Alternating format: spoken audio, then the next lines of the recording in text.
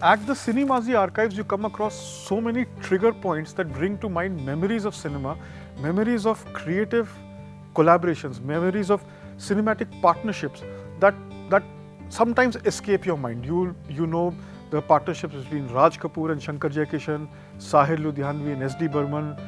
You also think of partnerships between Ramesh Sippy and Dharmendra or Ramesh Sippy and Hema Malini. But there are few partnerships that don't really come to your mind at the word get go. Now, why is that so? Is it because these films were not that great? Is it because the people involved in these partnerships did not have a long career? But in addition to all these factors, it is also that their work tends to get overshadowed because of what was surrounding them. It's only in the past when we go back and see these relationships that we understand the impact that they have had on the medium. One such partnership is a great collaboration between Mithun Chakravarti and a gentleman called Sati Raju Lakshmi Narayan. Now you would think that we know so many films of Mithunda. We have seen him as the disco dancer, we have seen him as this character that was discovered by Mrinal Sen in films like Brigya. But who is this filmmaker? Now if I were to tell you his credit, now the credit line is very simple, directed by Bapu. The minute you hear the name Bapu, you have actors like Sanjeev Kumar, Anil Kapoor, Nasiruddin Shah, Madhuri Dixit, Padmini Kolhapuri coming to your mind, and some of the greatest performances are kind courtesy Bapu. Now I have a special interest in Bapu which goes beyond cinema. I discovered him through a very different route. Bapu and my grandfather, the late Dr. Arudra, were great partners when it came to cinema. Right from Bapu's first film, Sakshi in Telugu, my grandfather wrote the lyrics for that film. They also worked on films like Sampurna Ramayan, Sita Kalyanam, and in 1991 they hit the zenith of their partnership with a film called Pelli Pustakam. That is what pushed my interest in Bapu. For me, Bapu was always a family friend. Bapu was somebody who was a great illustrator. I still have a Ramayan that was hand illustrated by him. My mother presented that to me in 1985. But beyond all this, when I was discovering Mithun Chakravarti, and suddenly I discovered films of Bapu, films that are etched in our memory, is when I discovered a new facet of Mithun Chakravarti. Today, we are going to take the stripped down memory lane and look at three films in particular that define this partnership: Hum Panch, Pyari Behna, and Prem Pratigya. I am Gautam Chintamani, and this is Cinemazi Stripped Down the Memory Lane. Even after winning a national award for his first film, his debut, Mrigya, which was directed by Mrinal Sen, Mithun Chakravarti was not being able to attract the attention of the Bombay film industry, or Bollywood as we know it today. They somehow could not imagine him as a classic leading man, a typical Hindi film hero, because of the tag of the art films that was associated with him thanks to his wonderful debut in Mrigya. By the late 1970s, he somehow managed to break the shackles, and he came in contact with a filmmaker called Ravikant Nagaich. The Gunmaster G9 series, which became a box office phenomenon, had come his way. And this was also the time where Mithun Chakravarti came in contact with two filmmakers. One was, of course, Basu Chatterjee, who imagined Mithun Chakravarti as a great update of the middle cinema hero, which he had started with Amol Palekar in the mid 1970s. The other filmmaker is the filmmaker that we are keenly looking at today, and that filmmaker is Bapu. And he was an artist, an illustrator, a cartoonist, a screenwriter, but he became a well-known filmmaker with films like Sakshi in the late 1960s. In Telugu films, he had established himself, and he caught the attention of Surinder Kapoor, who was Anil Kapoor's and Boni Kapoor's father. And the film was called Hum Panch. Now, this film is a modern day retelling of Mahabharat, and it is a remake of an original Kannada film which was remade into a Telugu film by Bapu himself. The Telugu film was called Manavuri Pandavalu, which means the Pandavas of our village. And this film helped Mithun Chakravarti in more ways than he could have imagined. This is a film which had Sanjeev Kumar, it had Amrish Puri, it had Shabana Azmi, it had Nasiruddin Shah, Gulshan Grover. This was Boni Kapoor's first production. There was a lot of focus on this film because of the ruggedness and the rawness of the subject of Mahabharat, the visceral realities of Mahabharat, which were transported into a modern day setting. Now, the territory, the caste fights and the caste identity based fights that the film's script hovered around was something which was seen in Shyam Benegal's Nishant as well. But this is a film which takes off from Nishant and takes it to the next level as far as the realm of Bombay cinema went or commercial Hindi films went. The performances were superlative, especially Mithun Chakravarti's character who plays Bhima. He is this great action star without being over the top. बरस आपकी सेवा करत करत हाथ पककर फौलाद हो गए। आपके नमक पर पले तो हाथ रुक गए। चोए को पड़ जाए तो जमीन में गड़ जाओगे Thakur. Even when he was surrounded by hardcore commercial films, Mithun Chakravarti, when he went back to work in films with Basu Chatterjee and Bapu, was a completely different person. He was not the Film Institute trained actor who was trapped in an art film setting. He was not the typical action star that he was playing in films like Disco Dancer or Main Balwan or films like that. He was somebody who had just left himself to the better judgment of the filmmaker. The brilliance of Bapu was in being understated. He worked with some of the biggest stars, but he never pushed them beyond a point. He never asked them to indulge in their histrionics. He is the one who gave Mithun Chakravarti a brilliant introduction to middle cinema, which was not completely middle cinema of the 70s that we know of, people trying to make ends meet. These were people who were besieged with bigger problems, personal problems and societal problems, and how this enmeshing of these worlds. ये लोग बुज़दिल नहीं, भैया हमारी बात मान, ये मरने से ना डरे। Made them look into their own selves and emerge heroes or victorious or at least find a resolution for their problem. Hum Panch focuses on that, but the next film that Bapu and Mithun Chakravarti came together for is a film called Pyari Behna. This is a film that had Tanvi Azmi, Mithun Chakravarti and Padmini Kolhapuri as well as Vinod Mehra. This is one of Vinod Mehra's best performances. Really understated. Vinod Mehra also was a huge star, never transcended the boundaries set by his own popularity, and he always played the pillion rider or the second lead to people like Dharmendra or Amitabh Bachchan. But here he comes into his own and becomes a very nice, interesting character and takes the whole idea of this character actor to the next level. Pyari Behna is the story of a cable operator, the guy who operates a lift. मैं हूँ winch driver और तुम सिर्फ trolley के guard. अपनी औकात में रहो वरना तुम्हारा current cut. And it was a remake of a Tamil film, Mullum Malaram, which had Rajnikant in the lead and Sharad Babu, who played Vinod Mehra's role. Now, in this film, if you look at it from a typical lens of popular Hindi films, it's nothing great. There's no big deal.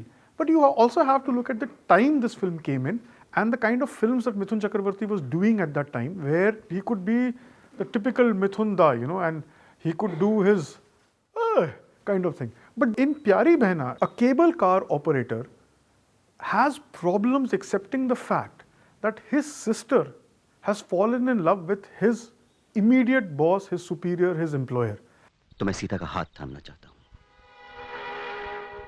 इस बारे में तुम्हारा क्या फैसला है? आपने इतनी बड़ी बात इतने छोटे से वक्त में कह दी है कि फैसला तो दूर, अभी हम आपकी बात हजम तक नहीं कर पाए। There is also a subtle hint about class disparity and maybe even caste disparity, but Bapu never focuses on that beyond a point. The anger that Mithun's character has is very repressed, is very restrained, and Mithun allows his eyes and his face to do a lot of talking as opposed to the traditional dialogue bazi. There are no great one-liners in this film. This is not a gulami. This is not where he can just look at the camera, give a lopsided smirk that Mithun is very famous for and say, koi shak.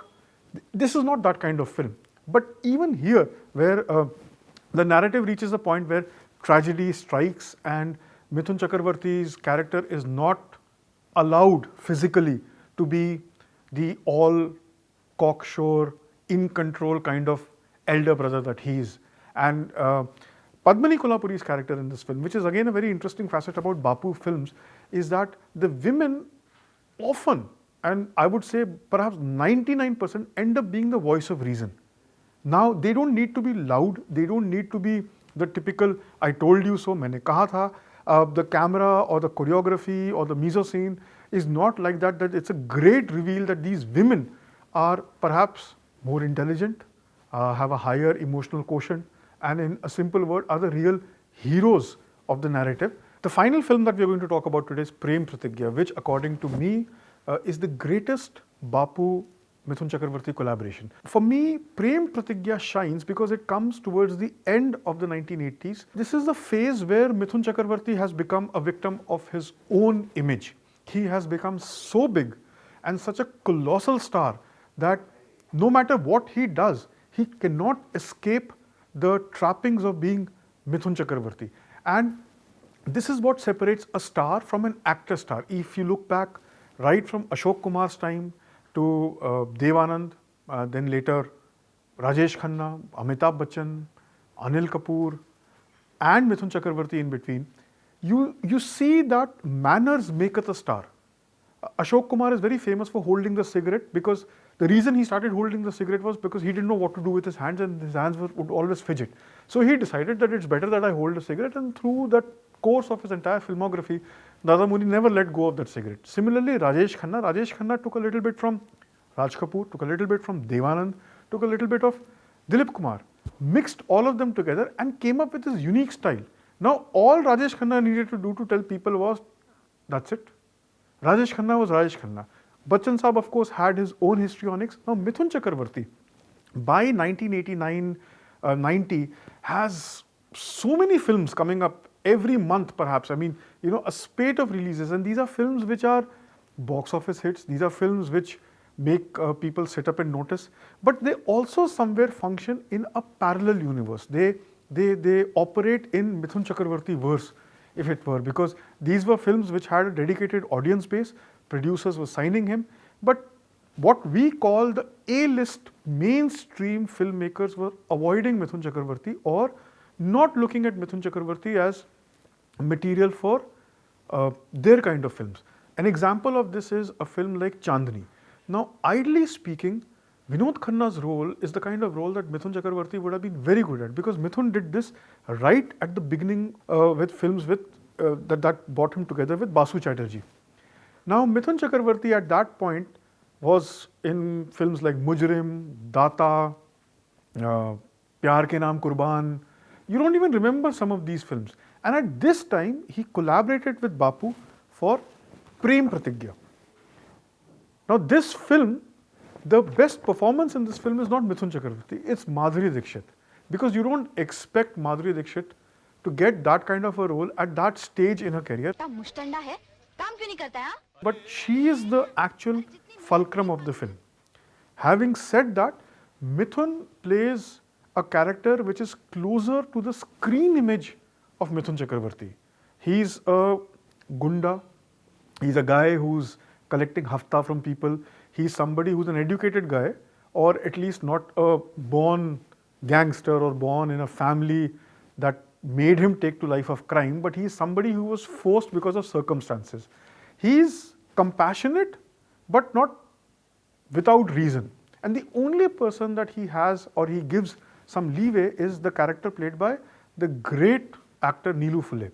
Now, Neelu Phule's character has a granddaughter, and that is played by Madhuri Dixit. These are guys, Neelu Phule and Mithun Chakravarti were guys who were coolies, and then because of the societal pressure and the unfairness of the system, Mithun becomes a gunda and he realizes that this is an easier way to go. It's the romance with Madhuri Dixit that pushes him to change.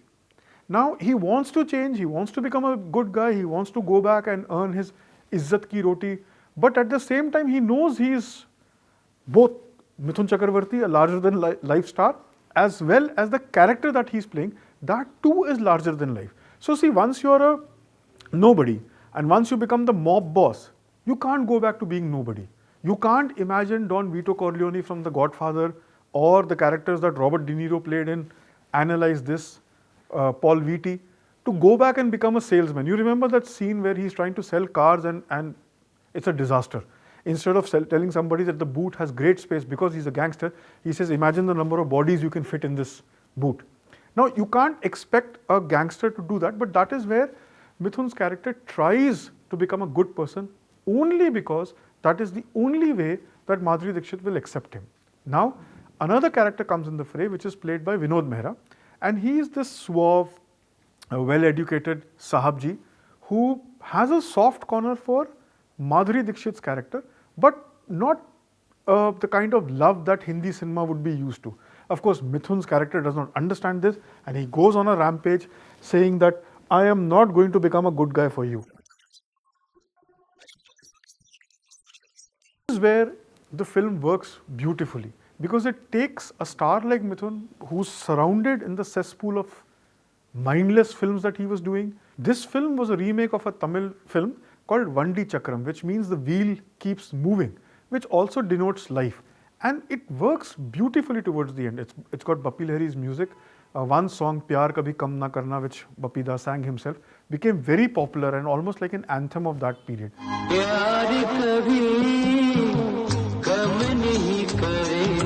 This is also the last of the great Mithun Chakravarti performances before he shifted base to Ooty and started an assembly line production which had 30 and 40 films coming out in a small time of period. This is the time where he was making films like Ravan, Jallad, Gunda, and you don't know how bad the next one was going to be. Of course, they also had their own cult following and they became very popular, but not the kind of films that you know Mithun Chakravarti for. Today, there is a resurgence of Mithun Chakravarti, the brand. Of course, he can play any kind of supporting character that he plays, and in films like Guru, he really had a very good time playing these characters.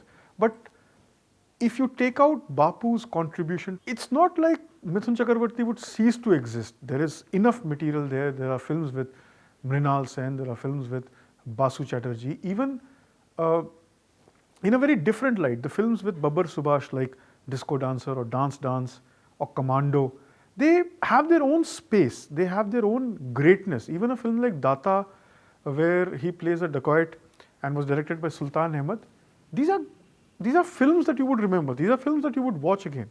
But these 4 or 5 films that Bapu and Mithun Chakravarti did together give a very nice balance to Mithun's career. They try and tell you that you don't need to completely shift gears and become an art house actor, or you become a very typical commercial actor. You can strike gold in the middle of all these things. That is what separates Bapu from a lot of other filmmakers, and that is what separates this creative partnership between Bapu and Mithun Chakravarti. I hope you enjoyed watching this episode. We are going to take many more trips like this and look at creative collaborations and a lot of things that make Indian cinema great. Thanks for watching.